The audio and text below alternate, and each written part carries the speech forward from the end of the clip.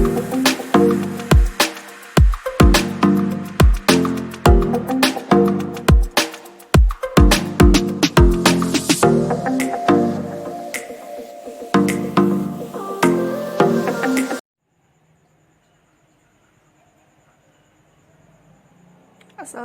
warahmatullahi wabarakatuh. Perkenalkan, nama saya Yolanda Francisca, perwakilan dari kelompok 4, kelas 12 IPA 2. Di sini saya akan menjelaskan materi akuntansi kelas 12 yang dibimbing oleh Ibu Rahayu Winarni, SPD MSI. Adapun pokok bahasan yang akan dibahas, yang pertama, jurnal penutup, yang kedua, penutupan buku besar, yang ketiga, neraca saldo setelah penutupan. Pada pokok bahasan pertama akan membahas tentang jurnal penutup. Pengertian jurnal penutup ialah jurnal yang dibuat pada akhir periode akuntansi untuk menutup akun-akun nominal sementara. Akibat penutupan ini, saldo akun-akun tersebut akan menjadi nol pada awal periode akuntansi. Pada jurnal penutup terdapat dua macam akun, yaitu akun temporer atau nominal yang sifatnya harus ditutup, terdiri dari semua akun pendapatan, semua akun beban, dan prive. Kedua, akun permanen atau real yang sifatnya tidak ditutup, terdiri dari semua akun aset, semua akun modal, dan ekuitas pemilik. Selanjutnya, fungsi membuat jurnal penutup.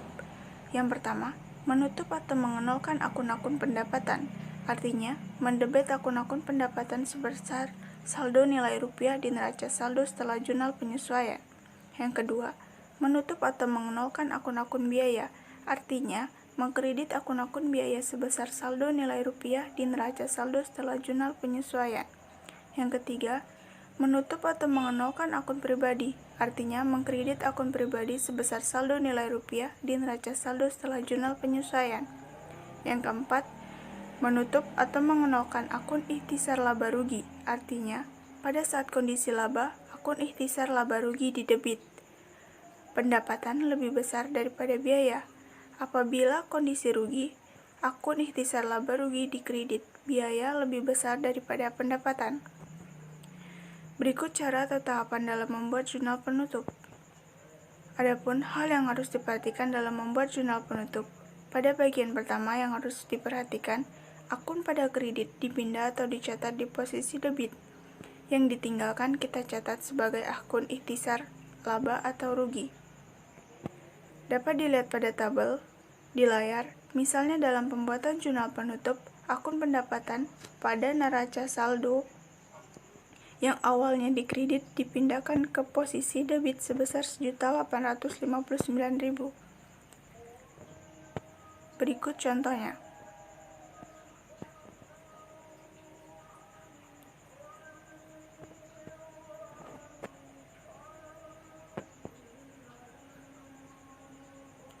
Pada bagian kedua yang harus diperhatikan ialah prive akan memengaruhi modal.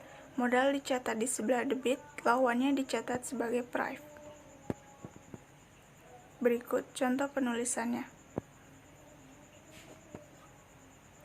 Pada bagian ketiga yang harus diperhatikan, pada saat laba akan memengaruhi modal, modal dicatat di sebelah kredit, lawannya dicatat ikhtisar laba atau rugi.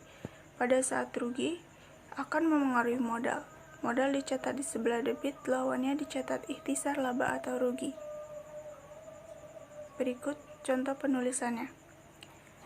Dapat disimpulkan, pada jurnal penutup, kita menutup akun-akun tertentu seperti pendapatan pada ikhtisar laba rugi, beban-beban di kredit, dan ikhtiar laba rugi di debit. Modal tergantung pada laba atau rugi, dengan ikhtisar laba rugi. Jika rugi, maka modal pada ikhtisar laba rugi. Dan jika laba, maka ikhtisar laba rugi pada modal. Terakhir adalah menutup prive, yaitu modal pada prive. Adapun pokok bahasan kedua ialah penutupan buku besar.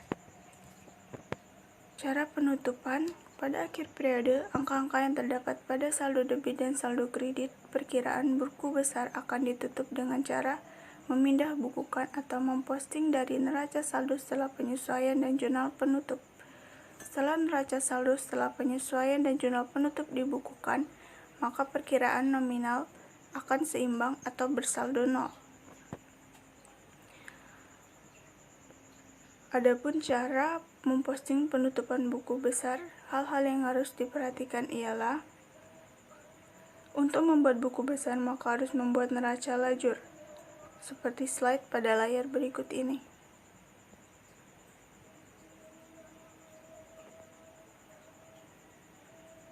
Yang kedua, siapkan jurnal penutup.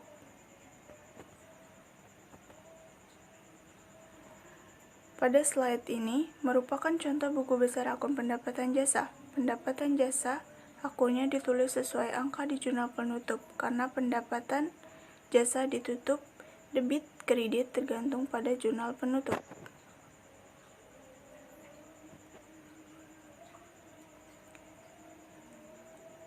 Akun beban dicatat di buku besar dengan melihat nominal dan posisi angka, debit atau kredit di jurnal penutup juga. Berikut contoh penulisan.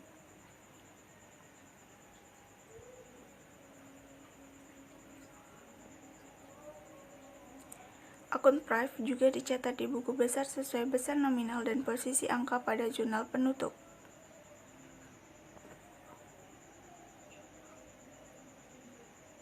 Akun modal juga dicatat di buku besar sesuai besar nominal dan posisi angka pada jurnal penutup. Semua akun ikhtisar laba rugi juga dicatat di buku besar sesuai besar nominal dan posisi angka pada jurnal penutup lalu ditotal. Berikut contoh penulisannya. Selanjutnya, pokok bahasan yang ketiga, neraca saldo setelah penutupan.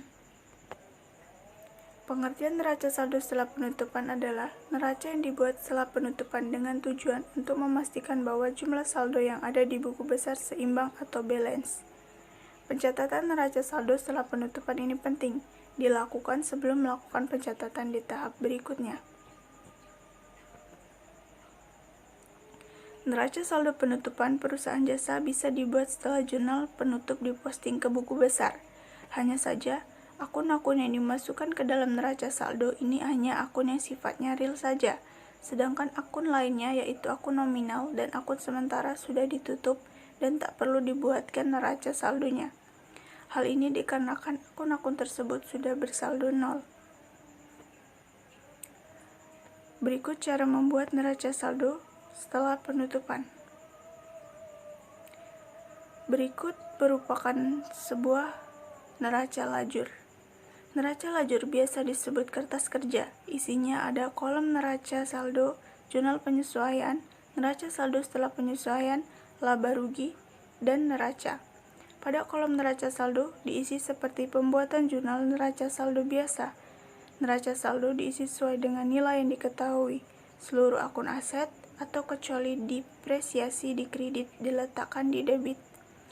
Akun liabilitas diletakkan di kolom kredit dan akun ekuilitas diletakkan di kredit kecuali Prive. Akun pendapatan di kredit dan terakhir akun beban diletakkan di debit. Jurnal penyesuaian digunakan jika ada penyesuaian pada akun-akun tertentu pada akhir periode. Jika tidak ada, maka dapat dikosongi.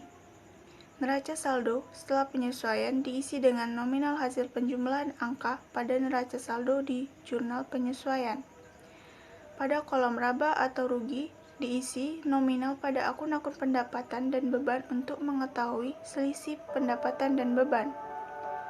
Pada kolom diisi akun selain pendapatan dan beban saja, lalu dicari hasil total dan selisihnya. Jika terjadi laba, maka angka selisih pada kolom laba rugi dan neraca tidak berdempetan atau bersebelahan. Laba rugi pada debit dan neraca pada kredit. Setelah itu, di bawah kolom selisih penunjuk laba atau rugi ditulis angka yang harus balance. Selanjutnya, ini merupakan contoh buku besar dengan tabel. Bisa dibuat dengan cara ini juga. Ini adalah contoh akun modal pada buku besar. Jika terdapat saldo modal pada akhir tahun, maka harus dicatat di buku besar. Berikut contoh penulisan neraca saldo setelah penutupan. Jurnal ini baru dibuat setelah jurnal penutup. Fungsinya untuk mengetahui nominal pada akun-akun pada akhir periode. Total debit dan kredit harus balance. Cara penulisannya sama dengan cara penulisan neraca saldo. Bedanya dicatat pada waktu terakhir atau setelah penutupan.